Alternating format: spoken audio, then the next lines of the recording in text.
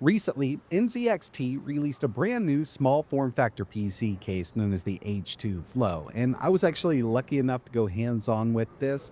And in this video, we're going to be building a gaming PC using this brand new case. Now, before we get into it, I do want to mention that I am not tone deaf to the fact that PC part prices are absolutely ridiculous right now. In fact, this year alone, I've posted at least 5 videos showing you how to build a low-cost budget 1440p gaming machine for under $500 using parts from eBay. If you're interested in checking any of those out, I'll leave links in the description. Now, this is going to come in much higher than $500, but I didn't go crazy with the parts used here. In fact, I did get my CPU and motherboard used over on eBay for this build. And throughout the video, I'll go over all the parts used in this build, but first things first, let's talk about the motherboard and CPU. With the new NZXT H2 Flow, it only supports a Mini-ITX board, so I had to get something that was going to fit, and I opted to use the ROG Strix B860-I gaming Wi-Fi. And since this motherboard is using a B860 chipset, I needed an Intel CPU, and I opted to use the Intel Core Ultra 7 265K. 20 cores, 20 threads. I do think we'll see some good performance out of this setup. And again, I did get the CPU and the motherboard used over on eBay. As we know, RAM prices are crazy, especially for DDR5. This is RAM that I already had. I bought this like a year ago, so I didn't get hit with those crazy prices. But yeah, building a DDR5 system right now is definitely going to be expensive, but a good way to kind of fight this is not build a DDR5 system. You could go with an older LGA 1200 series CPU or even an AM4 CPU, and make sure you get a motherboard that supports DDR4. Now it's time to move over to the case, and again, we've got the new NZXT H2 Flow. I personally love the look of this. Got some tempered glass over on the side, full front mesh panel. It supports up to a 280mm AIO up front, and you can also add a triple slot 330mm GPU. All of the panels are removable, and as you can see, besides the tempered glass there, everything is mesh, so we're going to get great airflow through this case. It also comes with two 120mm fans up top and the PCIe riser cable because the motherboard mounts on this side and the GPU is going to mount on the back side.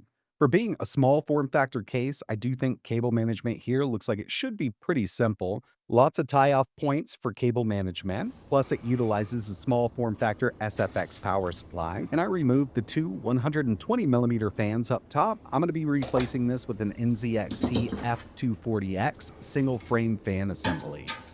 A little bit of fully controllable RGB here. It's just 2 extra fans. Should give us a lot of airflow through this system.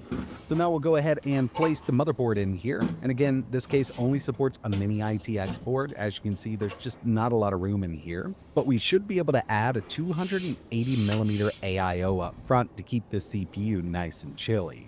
I'm going to go ahead and mount the motherboard in, plug in all of that front I/O and that PCIe riser.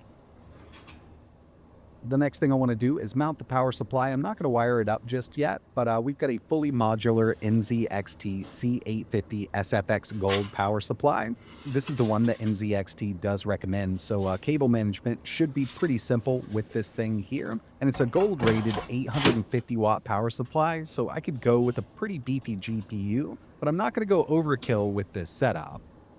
Whenever I'm building a small form factor PC, I never go bougie with the cooling system, but for this, I wanted something a little higher end, so I opted for the Kraken Elite 280 RGB. It's got a nice LCD panel on that block. We can display CPU and GPU temps. We can even add GIFs on it, so I think it should be pretty nice. And it does come with this dual RGB single frame fan system. But I've also got the F280X here, which does have a few RGB accents, but I didn't want a bunch of RGB poking out of the front of this thing, so that's exactly why I went with this instead.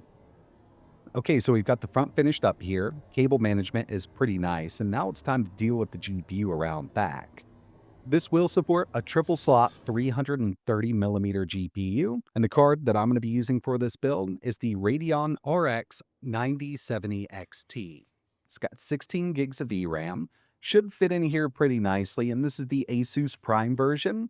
Now, one thing I don't like about this card is you do need 3 8-pin power connectors. It would have been nice if they went with the high voltage system like on most of the newer NVIDIA cards, but luckily that NZXT power supply does have 3 8-pins that we can just route right around. And once it's finished up, it looks a little something like this. And I gotta say, it went together very nicely. It's a pretty tight fit, but that's what you get with these small form factor cases. Either way, I mean, everything went where it needs to go. Go ahead and start it up. A little bit of RGB on those front fans, but I really do like this Kraken cooler. With NZXT's CAM software, we can customize the display, and I'll show you that in just a bit. Instead of using those fans with the RGB blades, we've just got some of these accents here. All of this is fully controllable from software. Okay, so I've been messing around with that CAM software for a little bit. On the LCD display with that Kraken, we've got our CPU temperature, GPU temperature, and liquid temperature. Colors are fully customizable. We can change the brightness on it. And from here, we can actually add a different image in the background. And every single aspect on the screen is customizable. So you can change the color of everything, or you can add a GIF directly from here. There's a little download section, or you can add one manually. It's up to you. Set it up as a clock. I mean, this thing is really awesome, and there's just a lot of customizability with it. The first thing I did here was run a couple benchmarks just to see what kind of performance this thing's putting out, because this is actually the first time that I'm testing out the Core Ultra 7 265K. Stock clocks right now, and when it comes to Geekbench, single core coming in with a 3067, multi-core little over 20,000. 20 cores, 20 threads here, looking good right off the bat. I also ran Cinebench R24, single coming in with a 123. You can see that we're beating out basically everything on the list here, even that Apple M1 Max. And moving over to multi-core, 2029. Usually at the top of this list is that Apple M1 Ultra with a 1625. We've got a pretty big lead over that with the 265K. When it comes to GPU performance, I ran 3D Mark, and most of the time when you see somebody build something like this, they're going to add an NVIDIA card. I wanted to go in a bit of a different direction, so I've got that Radeon RX 9070 XT. And with Steel Nomad, we got a total score of 7,218, and our FPS was 72.18. And finally, Time Spy with a really impressive score of 26,744. So far, when it comes to these synthetic benchmarks, I mean, this thing's putting down some great performance, and temperatures are looking awesome for this setup.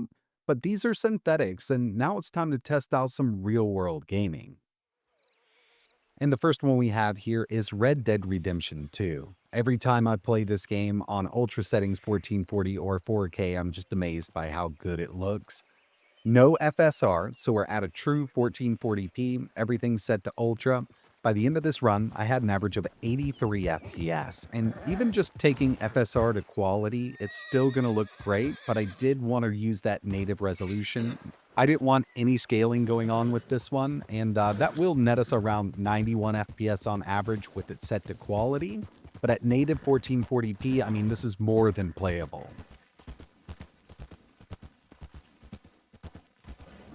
The next game I have here is Spider-Man 2 at 1440p, very high settings, no FSR and no ray tracing. So on these Radeon cards, I mean, it's kind of a given. Ray tracing just isn't going to work as well as something a bit higher end. But I wasn't sure what to expect out of this one because it is a bit hit or miss on different platforms. And I know we've got a pretty beefy system here, but I wasn't expecting to see an average of over 120 FPS at 1440.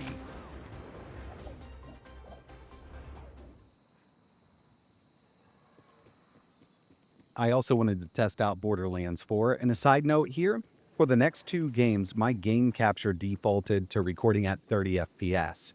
You can see the frame rate up in the top left-hand corner. That's our true frame rate here.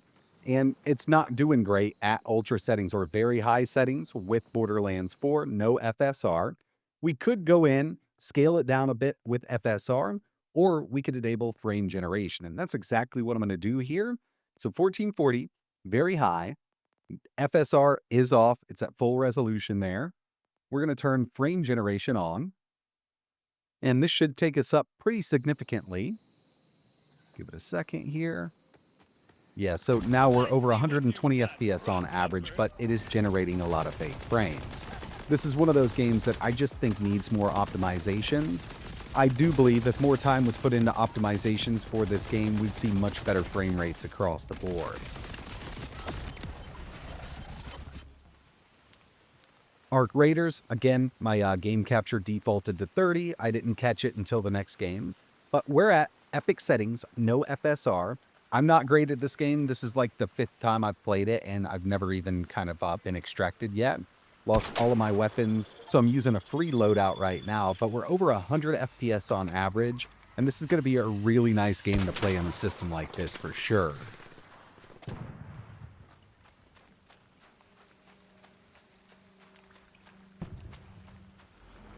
And the final game I wanted to test here was Cyberpunk 2077 1440p Ultra with no FSR. This is pretty great. This little area over here, little market square, is pretty hard to run on basically any system. But once we get out the door, you can see there's just a lot going on, bunch of lighting effects. We're still over 90 FPS on average, and this is not using any kind of frame generation or anything like that at 1440p.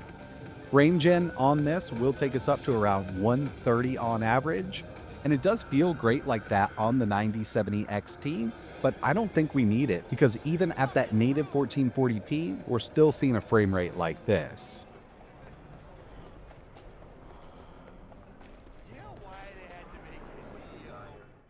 The last thing I wanted to talk about here were CPU and GPU temps, and this is really going to differ depending on what cooler you have, what GPU, what CPU.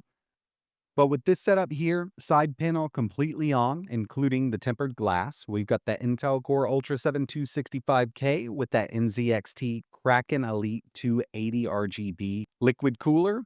Average 1440p gaming, this was only 51 degrees Celsius, and the maximum this hit, even running Cinebench R24, was only 71 degrees Celsius. And I'll tell you, this 265K can pull a lot of wattage. I was really surprised. When it comes to the GPU around back, we've got that Radeon RX 9070 XT, the ASUS Prime triple fan version. Average 1440p temps were 55 degrees Celsius, and the maximum I recorded was only 63. Temps are looking phenomenal, but again, this is all going to depend on what CPU and cooler you're going to be using here. With this setup, it worked out way better than I thought. So overall, really digging the new NZXT H2 Flow, seeing a small form factor case hit the market that does support, a much larger GPU and up to a 280mm AIO up front is really awesome. PC part prices are crazy right now. And again, I'm not blind to this fact. That's why I create a lot of budget build videos. So if you want to check those out, links for those will be in the description. But if you're in the market to build a small form factor PC right now, this case is something that I would definitely think about. But that's going to wrap it up for this one. I will leave links to all of the parts I used in the description below. Like always, thanks for watching.